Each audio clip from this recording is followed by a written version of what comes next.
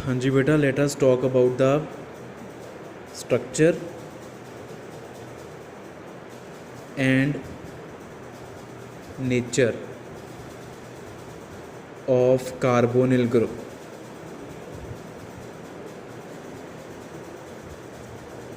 तो बेटा अगर आप कार्बोनिल ग्रुप के स्ट्रक्चर एंड नेचर की गल करिए, सब तो पहला तो कार्बोनिल ग्रुप आ होंदा सी डबल बॉन्ड ओ, तो सी दे नाल दो होर ग्रुप्स जिहड़े आ वो लगे हो सकते आ।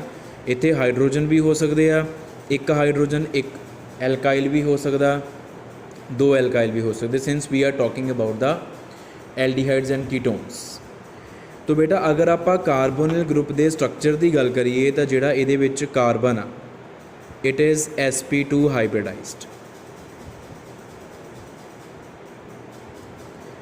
तो sp2 हाइब्रिडाइज्ड आ ते इस कार्बन हुण देखदे सारी पता लग गया वो क्यों, क्योंकि कार्बन के 4 बॉन्ड्स बने आ, चारां चों 3 बॉन्ड्स जिहड़े आ दे are sigma and 1 is pi. तो if out of 4 bonds only 1 is pi then hybridization is sp2। तो sp2 का मतलब की हो गया कि जिहड़ी कार्बन के अराउंड जोमैट्री होएगी, geometry around carbon is trigonal planar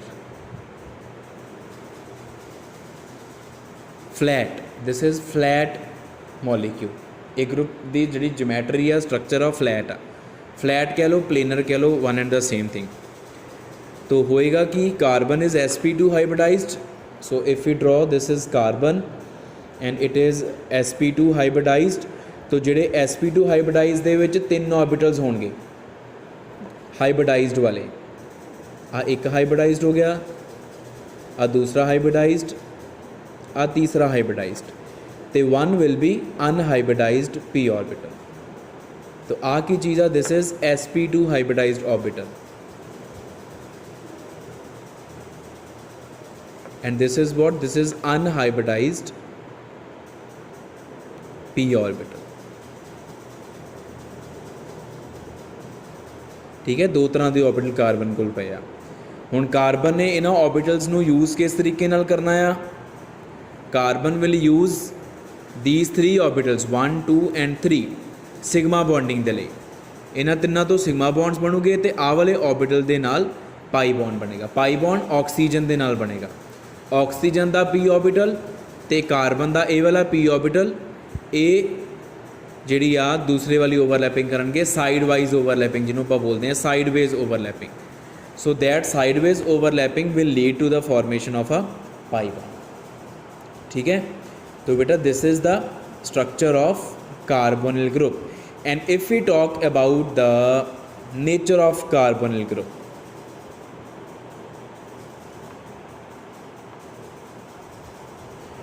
nature दे विच असीं आ कहने आ दिस इज़ CO बॉन्ड। इहदे विच जिहड़ा ऑक्सीजन आ it is more इलैक्ट्रोनैगेटिव than carbon.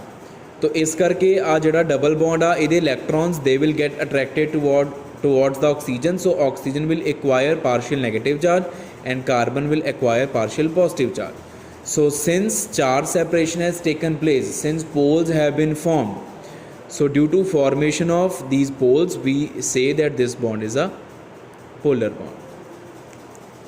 ठीक है, since it is polar bond so it generally gets weakened, तो weak हो जाता वा। और स्पैशली जिहड़ा इन्हां चों पाई बॉन्ड आ, पाई बॉन्ड वैसे सिग्मा बॉन्ड तो वीक होंदा, पोलराइजेशन करके वो ज़्यादा वीक हो चुकिया, तो we can easily break that particular pi bond because of presence of this positive and negative charge upon carbon and oxygen respectively.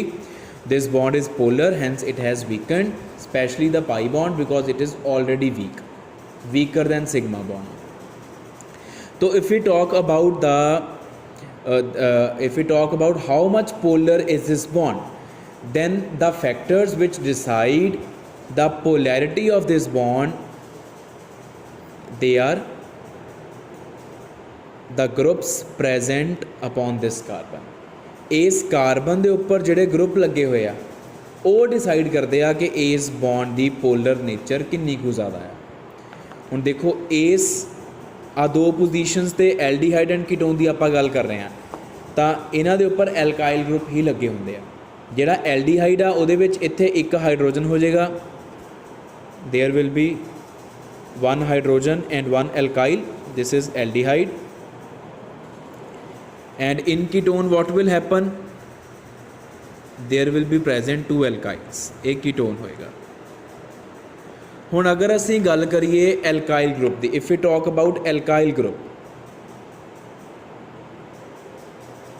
the alkyl group is always electron releasing group with plus I effect. Plus I effect is positive induction effect, वो electron releasing group आ। तो electron releasing group की करेगा, अगर मान लो तुसी इत्थे electron releasing जिदा आ electron releasing लग्या होया, वो कार्बन नू इलेक्ट्रॉन डेंसिटी प्रोवाइड करेगा, वो कार्बन वाल इलेक्ट्रॉन रिलीज़ करेगा। तो कार्बन नू अगर इलेक्ट्रॉन आर तो आने शुरू हो गया तो ऑक्सीजन ने देखना वा भी कार्बन नू इलेक्ट्रॉन की सप्लाई पिछों आ रही है, तो ऑक्सीजन ने इलेक्ट्रॉन्स नू होर ज़्यादा अपने वाल खिंचना शुरू कर देना। This oxygen being electronegative is already attracting the electron density of this bond towards itself. When oxygen observes that carbon's electron deficiency is being compensated by the alkyl group present upon it. Since alkyl group is electron releasing, so it can donate its electron to this positively charged carbon, thereby decreasing the electron deficiency of carbon.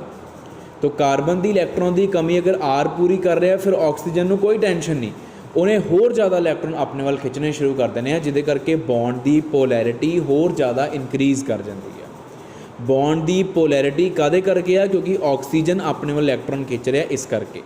अगर carbon ते electron density होर पिछों आ रही आ, यदि electron density नू कमी नहीं आ रही, तो ऑक्सीजन ने फिर धड़ाधड़ इलैक्ट्रॉन खिंचने अपने वाल, तो पोलैरिटी इनक्रीज़ करनी है। ਇਹਦਾ मतलब एल्काइल ग्रुप ਜਿਹੜਾ कि इलैक्ट्रॉन रिलीजिंग ग्रुप आ, ਉਹ पोलैरिटी ਨੂੰ ਕੀ ਕਰਦਾ ਵਾ, ਇਨਕਰੀਜ਼ ਕਰਦਾ। Polarity of CO bond is increased by R। तो एल्ਡੀਹਾਈਡ ਦੇ ਵਿੱਚ एक R ਲੱਗਿਆ ਤੇ ਕੀਟੋਨ ਦੇ ਵਿੱਚ 2 R ਲੱਗੇ ਆ। ਹੁਣ R ਦਾ ਕੰਮ ਹੈਗਾ पोलैरिटी ਨੂੰ ਇਨਕਰੀਜ਼ ਕਰਨਾ। तो यदा मतलब एल्ਡੀਹਾਈਡ ਦੇ ਵਿੱਚ ਜਿਹੜਾ CO बॉन्ड आ इज़ कंपैरेटिवली लैस पोलर ते ਇਹਦੇ ਵਿੱਚ मोर पोलर, क्योंकि R इलैक्ट्रॉन दई जाता कार्बन नू, ਉਹ कार्बन तो होर दी होर खिंची जाता बॉन्ड होर दी होर पोलर हो जाता। तो aldehydes carbonyl bond is less polar as compare to ketones carbonyl bond. ठीक है, ये याद रखियो। तो this is all about structure and nature of carbonyl group.